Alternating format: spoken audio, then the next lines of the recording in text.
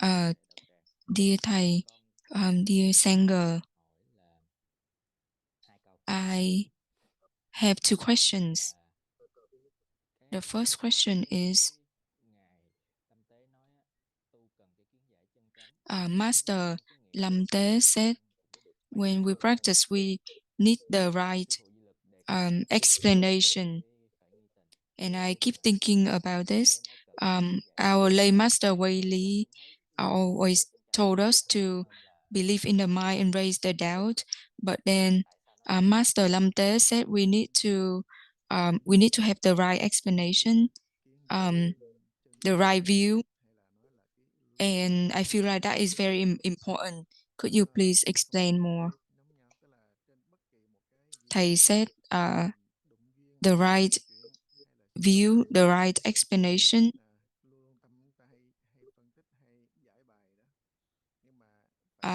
Kind of similar here. So doesn't matter what the external conditions are, the Buddha always advised us to have the right view. And the right view is to transcend attachment.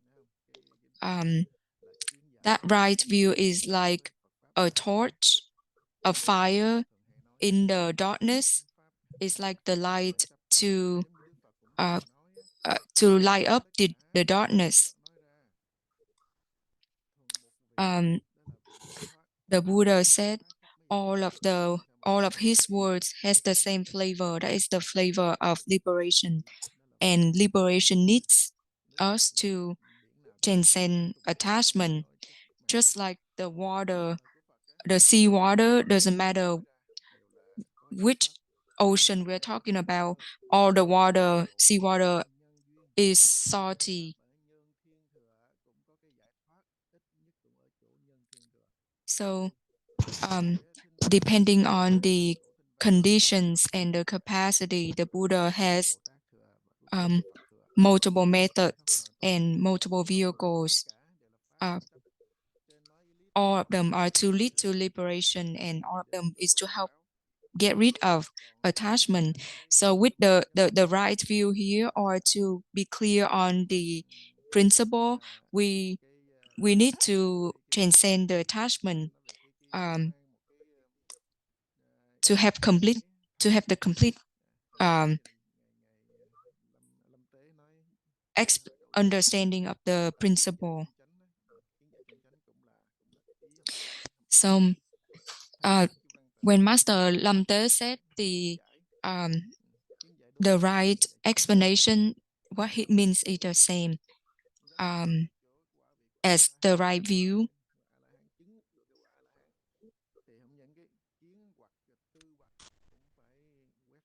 Just like if we attain our hardship, we have to get rid of all of the attachment, attachment in the view and all other attachments as well.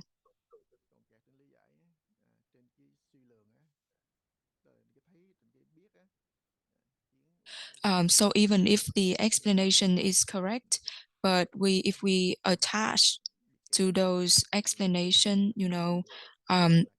we even if we see it and we know those explanation, we are still being stuck. And in order to reach enlightenment, we have to transcend those seeing and knowing. When we reach our hardship, we will be able to end the segmental cycle of birth and death. And then if we are able to also end the cycle of birth and death of the mind, that is a next level.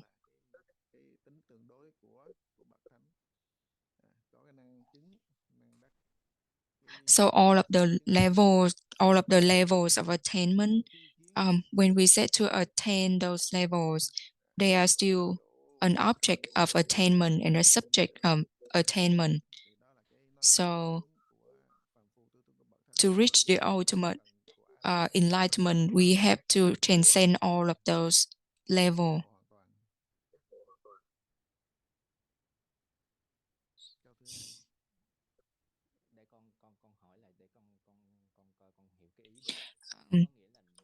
He want to clarify his understanding of his explanation.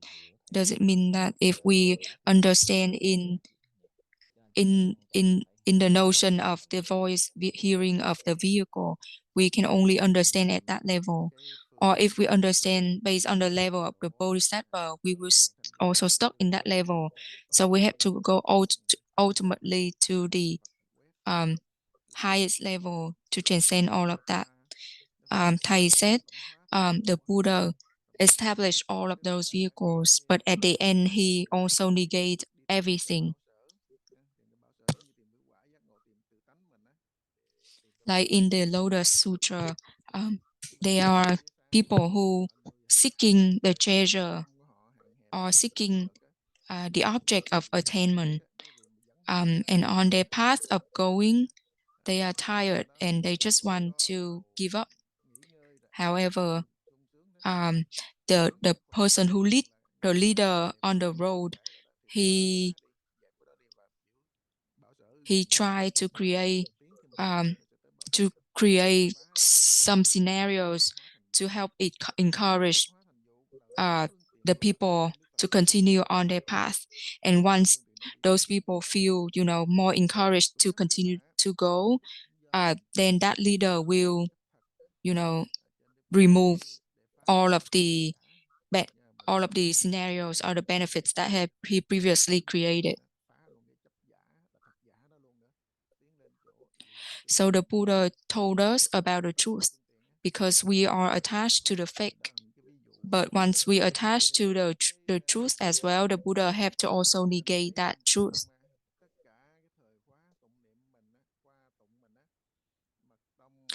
You can see that in all of our practice session.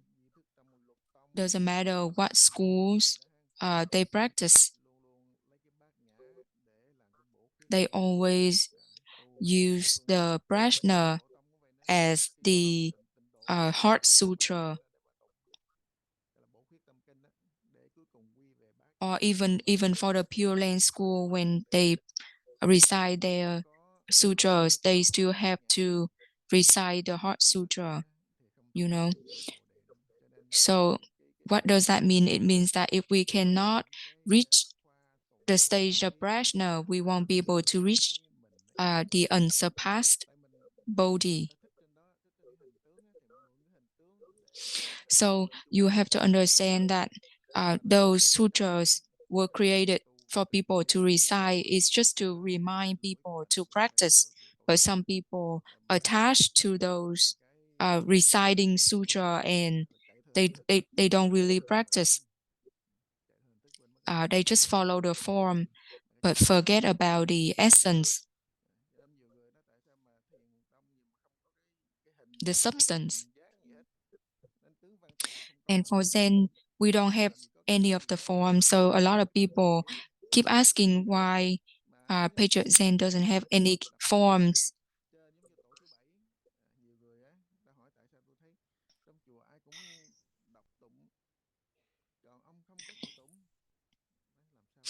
One of the disciples asked one of the Patriot, I see other people reciting the sutras. Why you don't reciting the sutra at all? And the Patriot said, how do you know I don't recite the sutras? When I practice meditation, I actually put in practice all of the sutras, not just reciting, but also put it in practice. So I actually practice all of the sutras when I meditate. Like the picture has an example.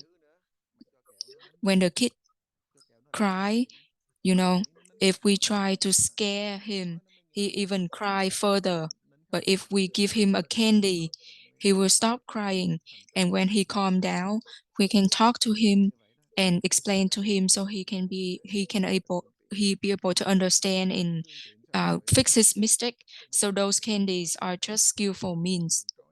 Just like the Buddha, he created all of the skillful means to help us on our practice.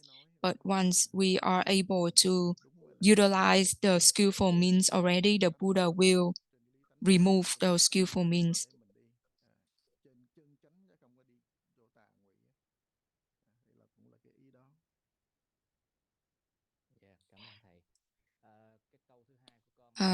He said, thank you, thầy. His second question is, Hoa Thâu is when no thought arise. So when I arrive at the Hoa Thâu stage, will I know? Thầy said, normally we keep saying about not knowing, but the not knowing here is not the same as the not knowing of a rock or the inanimated being. The no thought we are talking about here doesn't equal to there is no thought at all, arise at all. What we are saying about no thought here is no thought means no attachment. But for us, we keep attached to knowing versus not knowing. And therefore, we're not able to understand the true meaning of the doubt. And some people attached into the written words of explanation, and they keep assuming Hoa Thâu is where there is no thought at all. That is not true.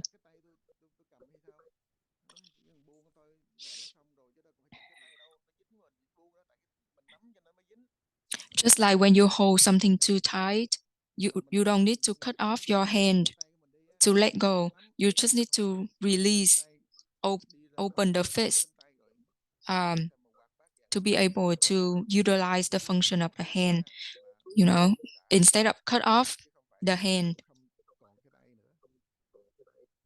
So letting go, when we talk about letting go, means whether we can hold on to or let go, it's our freedom to do all of that. It doesn't mean that we give up on things.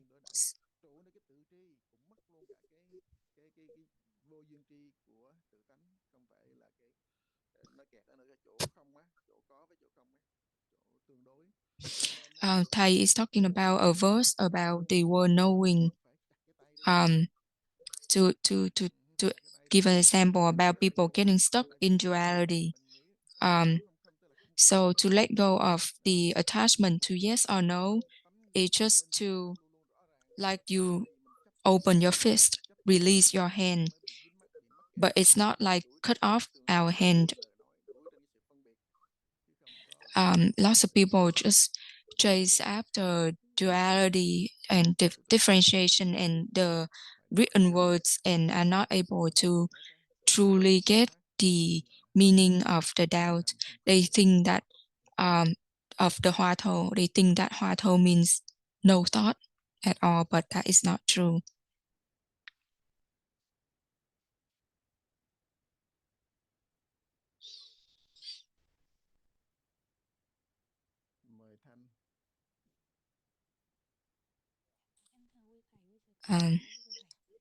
Miss Tan has a question. You just talk about the place of no thoughts. Now that I am able to understand clearly, before I keep having suspicion and keep asking you, and you help me cut off a lot of knowing.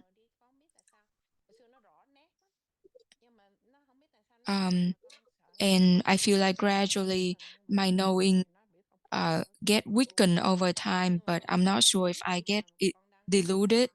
But you always advise me to keep return to the practice, so I just try to maintain the practice. So my understanding is my current knowing is the knowing of the 5 skandhas. So if I practice more and more, then this knowing of the 5 skandhas will get weakened over time. Could you please help me, give me some advice?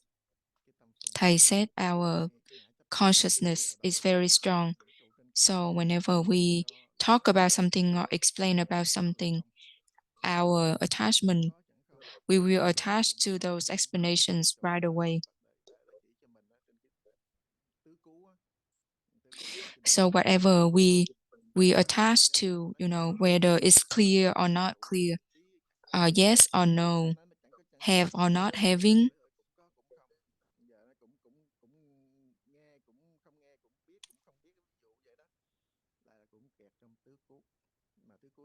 we are still stuck in the 4 statements. And the 4 statement is the source of the wrong knowing, the sick knowing. And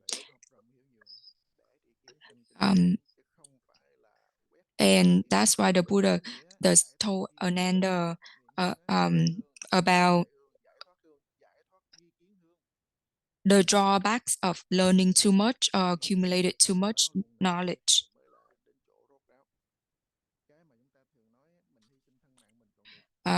So it doesn't matter how much knowledge we accumulated, we have to sweep away all of those knowledge to reach the highest enlightenment. A lot of people, they are able to sacrifice their body, but they're not able to let go of their, their own view, their own idea, or their own thinking. Just like the people the terrorists who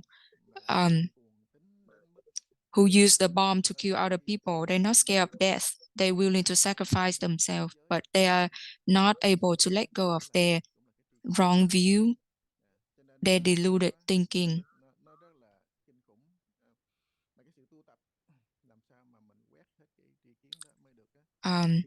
So the practice is to help us to sweep away all of those views.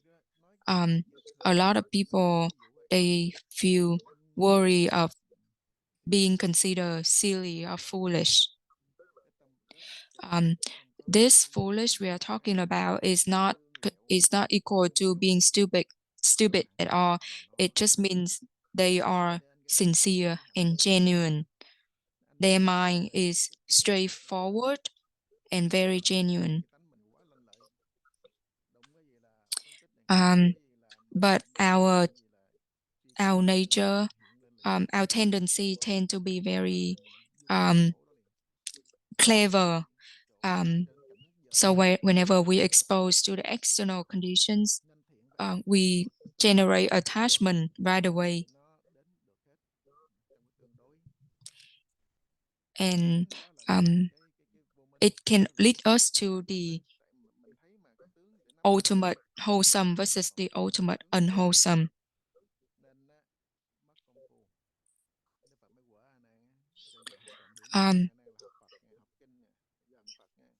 The Buddha reprimanded Ananda when he accumulated too much knowledge, but that is still cannot be compared to one day of practice. Because to practice is to plant the seed of prajna versus the learning and accumulating knowledge. It's still within a dharma of birth and death, beginning and ending, because we accumulate the knowledge and then one day we will forget about them and accumulate again and forget about them again. So it doesn't matter how much we learn, how much we know, it's still within birth and death. Only when we practice and able to see the self-nature, then we will be able to end birth and death.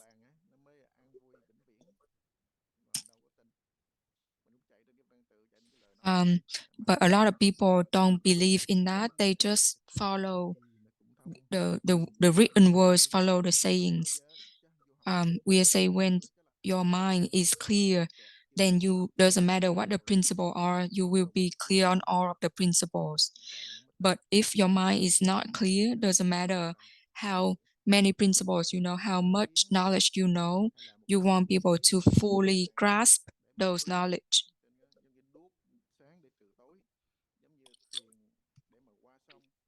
So the right view is like a, a, a raft to help us reach the other shore. It's like a torch of fire to light up the darkness. So hold on to this method of practice. Keep ask the question and raise the doubt. Doesn't matter. Doesn't even if you feel like you are silly or foolish.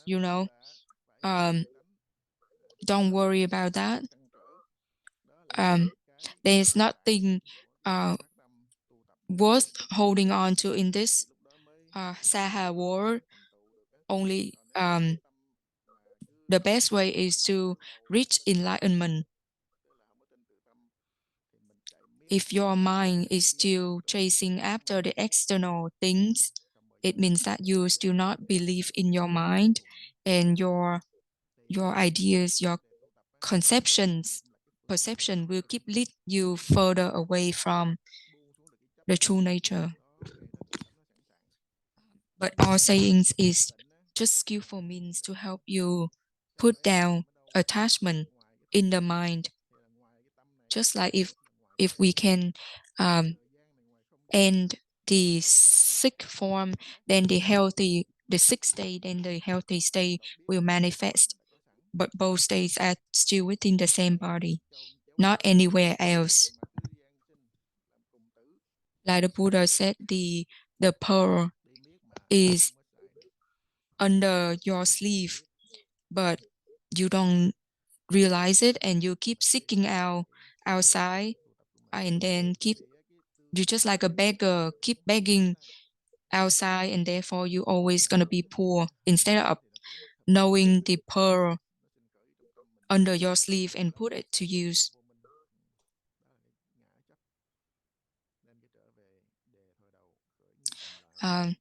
So keep return, ask the question and raise the doubt. Don't worry about, you think don't think that you're gonna be like a rock or inanimated. You can see that if you lose your practice a little bit, you can even start having a lot of discrimination, differentiation already.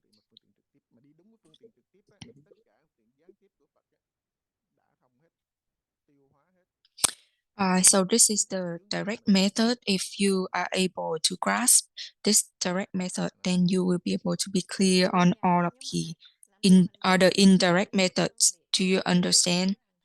She said, how do we know if we are not falling into differentiation, but instead the right view? Thầy said, once you reach the Hoa Thou, you will be clear about everything. Right now, if you try to know, you won't be able to know. If you try to understand, you will not truly be able to understand.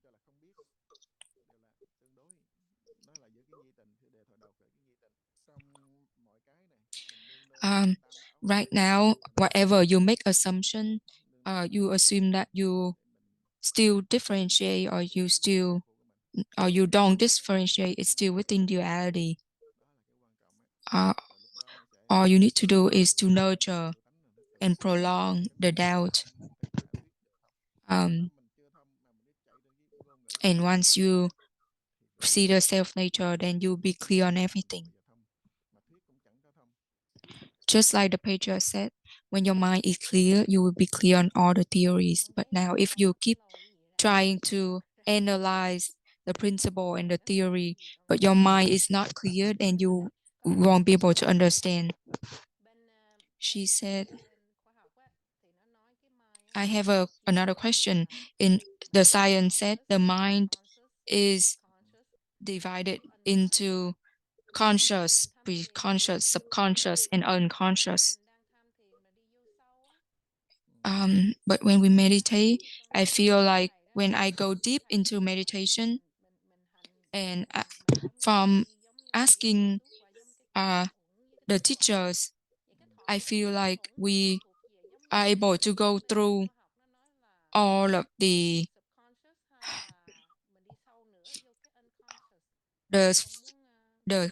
perception scandals and the feeling scandals. I'm not sure how it relates to those terms of science. So I can explain to the kids better. Thầy said, form, feeling, formation, perception, consciousness. Those scandals are like the 5 coverings.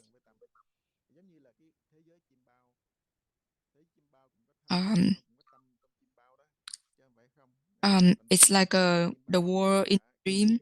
In the dream, we have the body and the mind in the dream. We have the knowing and not knowing in the dream. We have the uninterrupted and the interrupted state in the dream as well. So the activities of those activities will keep on going non-stop within the dream. Only when you awake from the dream, then the dream will fall apart. Same thing for the open eye. Only when we reach enlightened, then the 5 scandals will fall apart.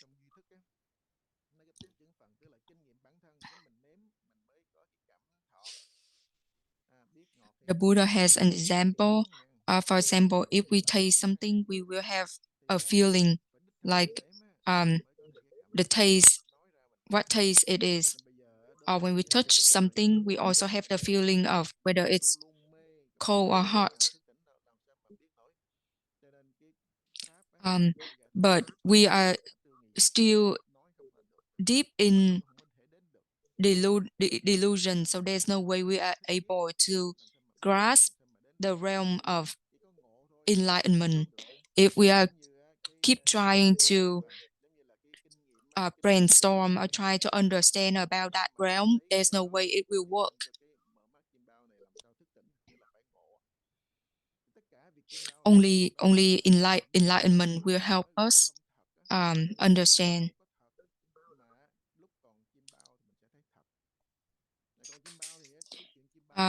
So the dream is not real, but when we're still in the dream, we will feel that everything is real.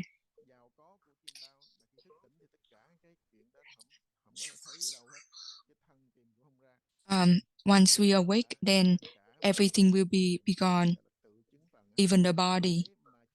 So those are experiences that everyone can go through, and they can relate to the open eye dream. But a lot of us still don't believe. Only the practice will help us gradually believe in the mind and can taste the flavor of the practice and meditation. If we don't practice and don't meditate, we will never be able to understand.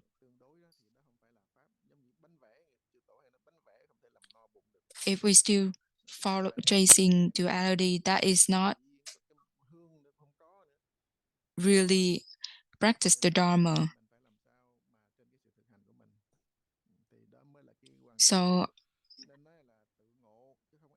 focus on the practice. You have to liberate yourself. No one can liberate you. You have to get enlightened yourself. No one can enlighten you.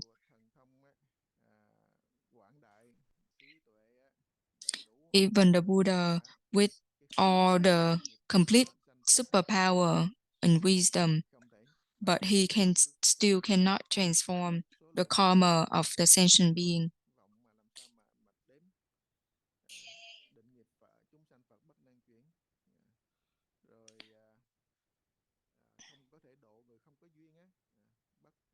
and he cannot save the people who doesn't have the right condition with him, just like the people who is blind or deaf. They, even if the Buddha is right in front of them, he still cannot able to save that person. Or